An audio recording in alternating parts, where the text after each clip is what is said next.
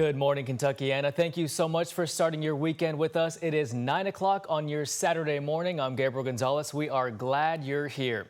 Now let's get you a look at your forecast this morning with meteorologist Reed Yaden. He is on the road at Thornton's this morning. Reed, good morning to you. How has your weekend been so far? It has been very, very good. Let's just start the morning out by telling you, if you were looking for the balloon race, it did not go this morning. They're going to try it at 5:30 this afternoon. Ceilings were too low and they had too much wind. I'm afraid the wind might be a problem today, but let's keep our fingers crossed. What are we doing in a bakery this morning? This is a bakery operated by Thornton's, and if one of your favorite things is a fresh donut, there's a good likelihood it came out of here. You won't believe this place. We're going to put hairnets on, get inside there in a little bit. Right now, you're just starting out your Saturday morning.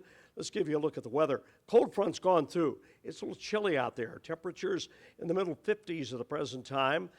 And look what we're going to have today. We're going to stay in the mid to upper 60s at most today. I think we're going to get some sun, but probably on balance more clouds than sun. And for tomorrow, a tad warmer, right? We'll say right around 70 tomorrow. A little more sun tomorrow than today.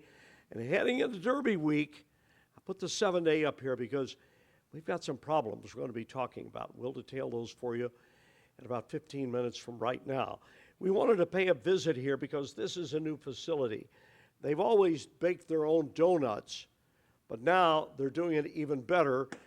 What do you think the capacity of this place could be? How many donuts could they turn out here a day? Think about that, including you, Gabe. I want you to take a guess in about 15 minutes. How many donuts can they turn out a day here at this facility? We're out of Old Henry Road.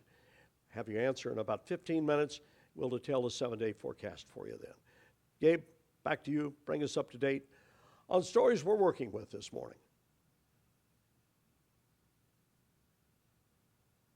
On now, there was lots to talk about this morning, especially with the Vatican, as the funeral procession for Pope Francis, it just ended. Now hundreds of thousands of people, including dignitaries from all over the world, gathered today to say goodbye to Pope Francis. ABC News' Inez de la Guitarra is in Rome with those details. The world watching as Pope Francis, who led the Catholic Church for the past 12 years, is laid to rest. The 88-year-old pontiff died Monday just hours after making his final public appearance on Easter Sunday in St. Peter's Square. Now, hundreds of thousands of people have gathered in that same square for his funeral at St. Peter's Basilica. Giant TV screens added so the public can watch. His simple wooden coffin sealed Friday evening in a ceremony led by Cardinal Kevin Farrell, a former Dallas bishop. Strict security measures in place for today's funeral, with more than 160 foreign delegations, including dozens of world leaders and monarchs in attendance, among them President Trump and the First Lady. The president of Argentina, where Francis was from, seated up front, along with the president of Italy, Prince William, representing the royal family. Francis was often called the People's Pope. Groups of poor and disadvantaged people invited to the ceremony. Pope Francis spending much of his papacy advocating for the poor, visiting with them and washing their feet. The Mass beginning with prayer and liturgy. The Dean of the College of Cardinals, Cardinal Giovanni Battista Re, delivering the homily. Cardinal Re speaking of Pope Francis's final appearance on Easter, saying even though his health was failing, Francis chose to follow his path of self-giving until the last day.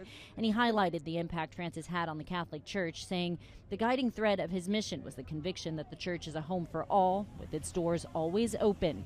Holy water sprinkled on the coffin, followed by incense.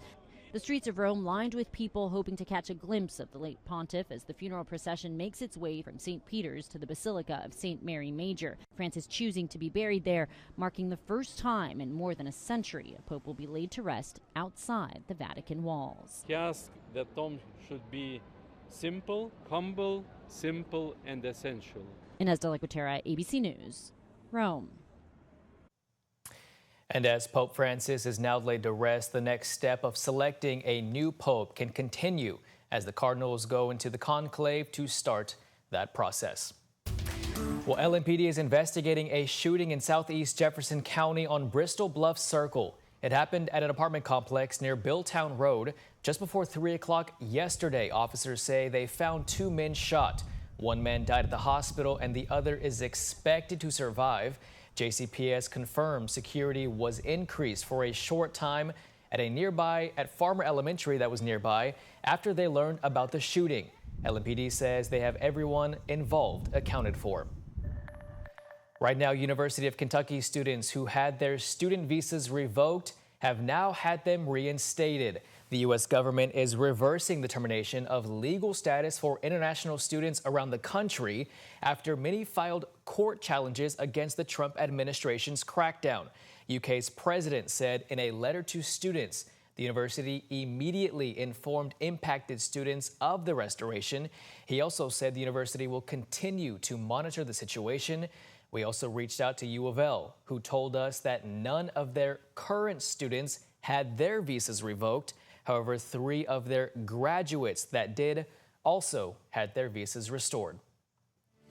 In other local news, with federal funding up in the air, Mayor Craig Greenberg is now backing off a deal that would have stopped Churchill payments to JCPS.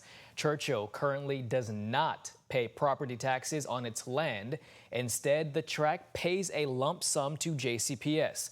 Mayor Greenberg earlier this week had thrown his support behind a plan that would end those payments to JCPS and instead give that money to the city. However, now in a new statement, the mayor is reversing course, saying in part, quote, due to potential federal funding cuts to JCPS and other issues, I am committed to working with Metro Council, JCPS, and Churchill Downs to an improved ordinance that is beneficial for everyone involved, end quote. And right now you are taking a live look at the Kentucky Derby Festival Marathon, sponsored by GE Appliances. Runners in the race first took off at 7 o'clock this morning. Both the mini marathon, which goes for 13.1 miles, and the full marathon, which spans 26.2 miles, began at Main and Floyd Streets near Slugger Field. The finish line is at Preston and Witherspoon Streets near the waterfront.